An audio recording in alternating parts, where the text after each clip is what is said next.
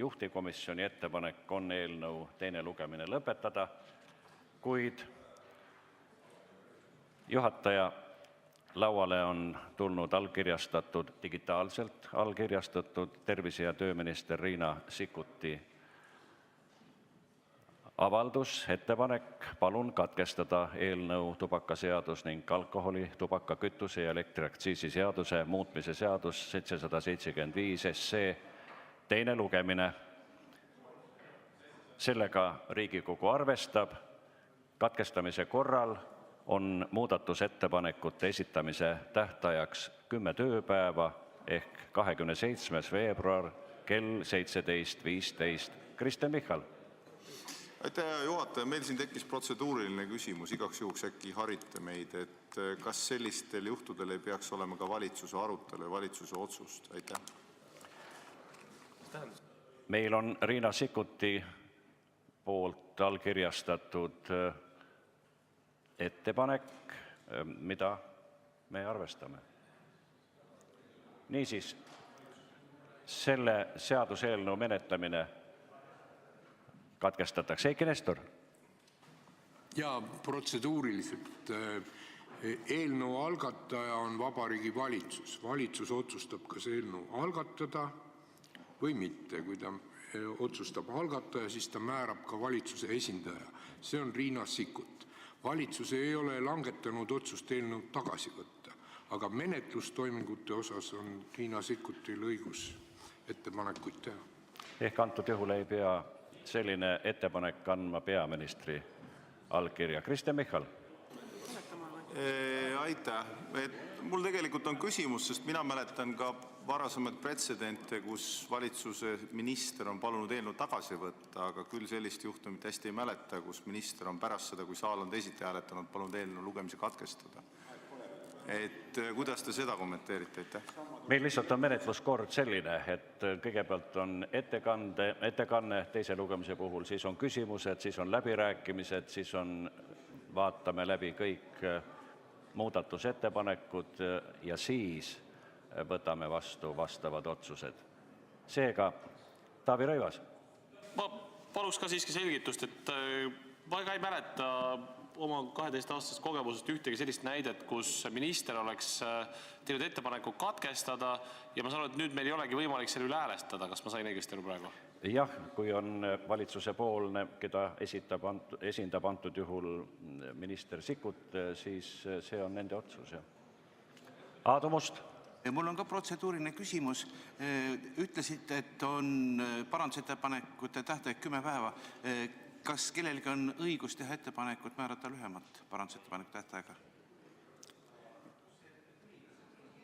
Selline ettepanek on komisjoni poolt tehtud ja tähendab, komisjonil on võimalik teha, aga nende esialgne otsus on selline. Hanno Pevkur. Jaa, et jätkates seda meeldivat õiguspoliitilist debatti siin, et tegelikult jah, Riigikogu kodu- ja töökorra seaduse paragrahv 107 võimaldab justkui katkestada ka algatajal. Aga kui on nüüd konkureeriv ettepanek mõne fraktsiooni poolt ja antud juhul on konkureeriv ettepanek juhtivkomisjoni poolt eelnõu teine lugemine lõpetada, et kas siis, ja kui nüüd näiteks mõni fraktsioon teeb ettepaneku eelnõu teine lugemine lõpetada pärast ministri ettepanekut, kas siis suurel saalil on õigus seda fraktsiooni tehtud ettepanekut hääletada? Aitäh! Prevaleerima jääb algataja ettepanek ja seda on otsustanud oma ettepanekuga juba minister Sikkut. Taavi Rõivas. Jah, no siiski, ma ei tea, kas on, võib-olla te oskate mul mälu värskendada, kas on üldse selliseid pretsedente meil näiteks viimase 3-4 koosseisu ajal olnud, et minu jaoks on see väga kummaline, et kui meil on parlamentaarne riik, on parlamendi menetlus ja keset seda menetlust täidesaatev võim dikteerib meile seda menetluse tempot olukorras, kus me ise oleme olnud teist meelt. Et selle üle peaks meil vähemalt olema võimalus hääletada. Et see, et praegu ütlete, et ei ole võimalik ka hääletada, minu küsimus on, et kas on meil selliseid pretsedente näiteks viimasest 3-4 Riigikogu koosseisust? Aitäh! Minu staaž on isegi natuke pikem, ka mina ei mäleta otseselt seda laadi juhust, kuid kui meil oleks tegemist mõne komisjoni poolse ettepanekuga, et nad võtavad tagasi, siis me ei hääletaks seda, eks ole. Nii et ilmselt me lähtume sellest. Kalle Palling.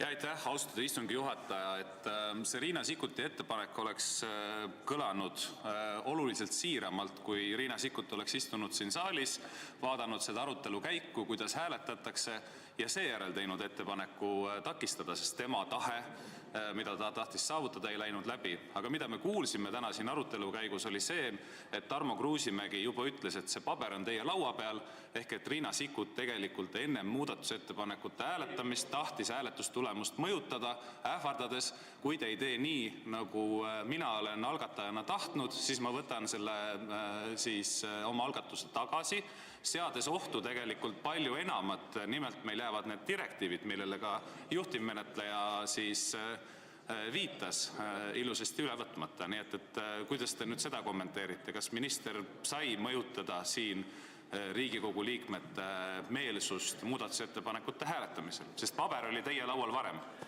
Auväärt kolleeg Palling, seda võiks käsitleda mõjutamisega juhul, kui oleks istungi juhataja selle enne hääletusi ja enne menetluse algust ette lugenud.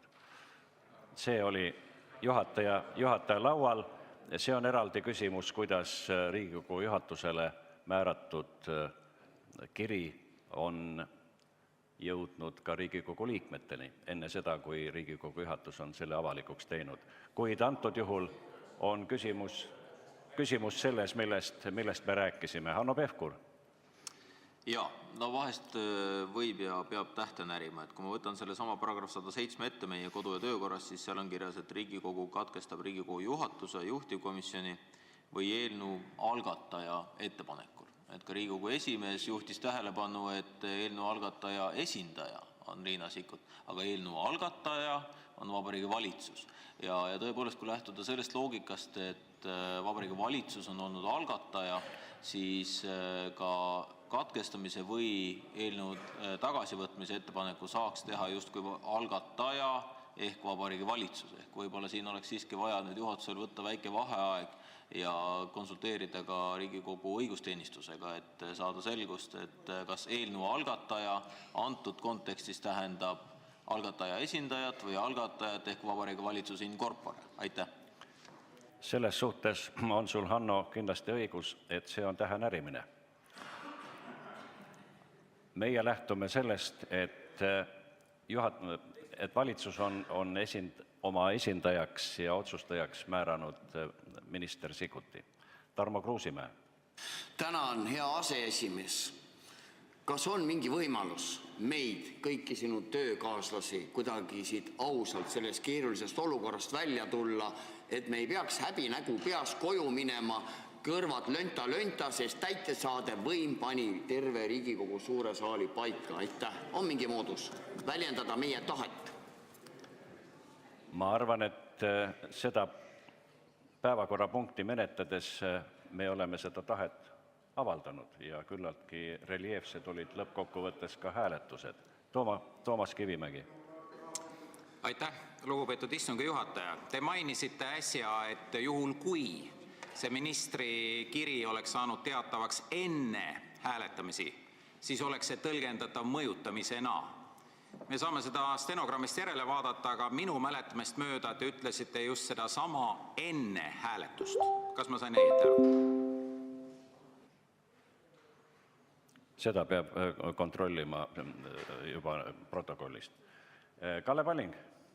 Ja lihtsalt, härra istungi juhataja, lihtsalt tuletan meelde, et vahepeal käis Riigikogu kõnetoolis ka Riigikogu esimees ja ta kirjeldas siis selle kodu- ja töökorra seaduse olemust, tuueski näite sellest, et kui ei tehta nii, nagu algataja on tahtnud, siis on tal õigus see tagasi võtta. Ehk et vähemasti Eiki Nestoril oli teada, et selline kiri on saabunud. Ja nüüd on mul küsimus, et kas Riigikogu juhatus kollektiivselt on arutanud ennem selle punkti menetlemist, et mida siis teha sellise seisukohaga, mis on teada juba ennem menetlust, ennem muudatusettepanekute hääletamist. Te lasite meil kõik need asjad läbi käia ja nüüd siis lihtsalt võetakse see asi tagasi. Me kulutasime selle peale, ma arvan, selline tubli 1,5 tundi kogu selle protseduuri peale. Istungi juhataja lauale ilmus see ettepanek ministri allkirjaga vahetult enne seda, kui ma asusin istungit juhatama. Taavi Rõivas.